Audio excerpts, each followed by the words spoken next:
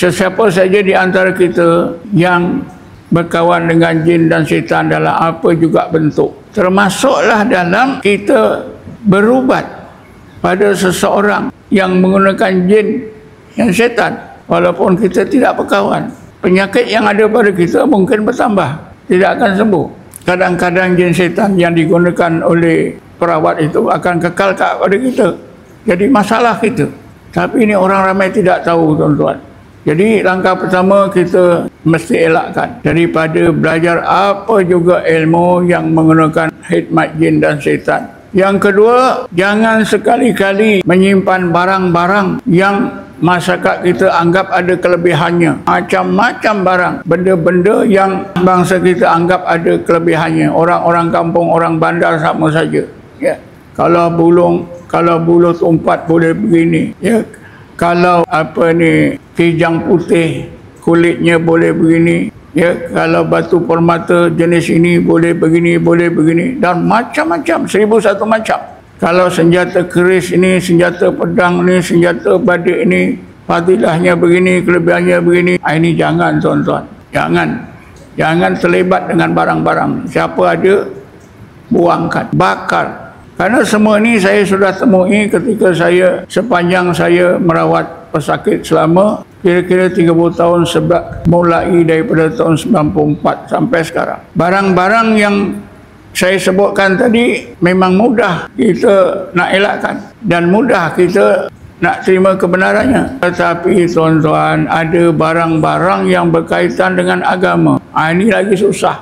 Contohnya seperti Quran kecil. Tentulah orang marah pada saya. Ustaz ni apa? Quran pula tak boleh disimpan. Kebanyakan masyarakat kita memiliki Quran kecil ni dibeli ketika umrah, ketika haji, daripada orang-orang Asia Tenggara yang duduk lama di sana. Quran kecil yang tak boleh dibaca tu dijual dengan harga 1 sampai 1000. Orang pun berebut, ya. Stok Quran kecil pun habis. Kenapa, tuan-tuan? Jadi masalah. Saya dah kaji, rupa-rupanya bila sampai ke tangan mereka jampi. Apa tujuannya? Supaya orang yang nak membeli akan beli tanpa tawar, walaupun harganya tinggi. Dan sudah diberi kepahaman pula, beli Quran kecil ini pantang ditawar. Saya sendiri dengar, saya naik haji tahun 82 kali pertama, saya dengar tu orang ramai, orang-orang kita ni beli Quran kecil ni tak ditawar. Kalau dikata 500 bayar saja. Jadi akhirnya tuan-tuan, Quran kecil ini bila bawa balik jadi masalah. Ketika saya mengubat orang, tuan-tuan, antara lain dah sebab penyakit itu ialah hamba Allah ni menyimpan Quran kecil. Satu kes lah saya cerita. Seorang dipertaksi umur 60-an. Dia sakit dan dirawat di tempat rawatan saya, pusat rawatan saya beberapa kali. Kali yang keberapa itu saya ada. Dipertaksi ini dah tak sedar, menjerit-jerit. Bila rawatan diberhentikan, dia sedar. Saya tanya, Pak Cik ada tak simpan apa-apa zimat dalam kereta ke apa ke? Tak ada, semua tak ada. Tapi entah macam mana Allah nak tolong hamba Allah ni. Dia ingat Quran kecil. Kalau Quran kecil adalah dalam kereta, cuba ambil.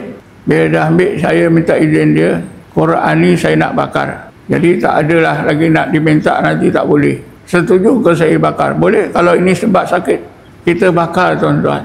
Kita tak rawat, tak apa, Pak Cik ini sembuh. Itu kan sebab Quran kecil itu sudah dijampi oleh penjual. Jadi masalah. Tapi orang yang tak tahu berfikiran negatif.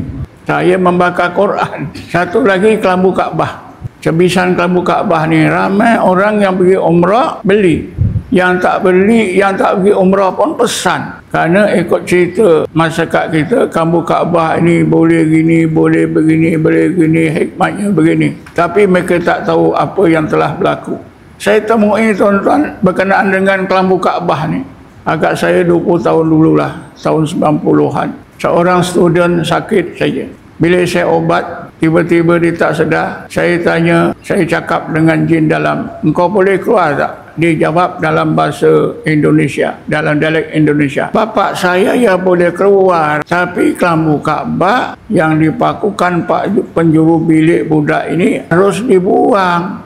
Kalau tidak, saya tak boleh keluar. Saya telefon ayah pelajar ini di Kuala Terengganu. Saya tanya, betul tak ada ni kelambu Kaabah, tebisan kelambu Kaabah dipakukan Pak Penjuru bilik anak ni? Ada. Saya ambil buang, bakar. Sudah diambil, dibakar tuan-tuan, jin dalam badan pelajar ni keluar sendiri. Saya tak apa-apakan. Inilah kali pertama. Kelambu Kaabah ni yang paling hebat, seorang datuk. Dia sakit 2 tahun. Dirawat di pusat perawatan saya 5 kali. Kali yang ke-6 tu, kebetulan saya ada. Saya tanya, datuk ni dapat rawatan di Manara ni dah berapa kali? Ini kali ke-6. Sudah dirawat tu macam mana? Elok. Tapi lepas 2-3 hari ke seminggu, dia balik semula. Saya tanya, bila mula datuk sakit macam ni? Lepas daripada haji. Bila sebut balik haji tu, saya tanya, datuk ada beli kelambu Kaabah, Keswah? Ada. Bersama mana datuk? 2 kaki persegi. Berapa harga datuk? 12,000. Mahal datuk. Kenapa datuk beli mahal-mahal? Orang kata boleh gini, boleh gini. Dia sebutlah kelebihannya. Kalau saya minta, saya bakar boleh datuk? Boleh saja. Kalau ini sebab saya sakit, saya pun tak tahu, kata saya. Setengah kes macam tu. Besok paginya dia bawa saya bakar. Sembuh tuan-tuan. Tanpa saya mandikan, tanpa saya ubatkan. Kalau orang macam ni baru percaya. Apa sebabnya?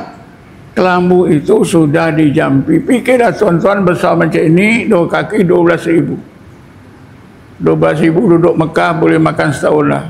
Yang lebih hebat lagi, kelambu Kaabah ni, seorang pesakit saya daripada Bangi. Penyakitnya macam-macam. Termasuklah ketika dia tengah tidur nyenyak, dia bangun berjalan.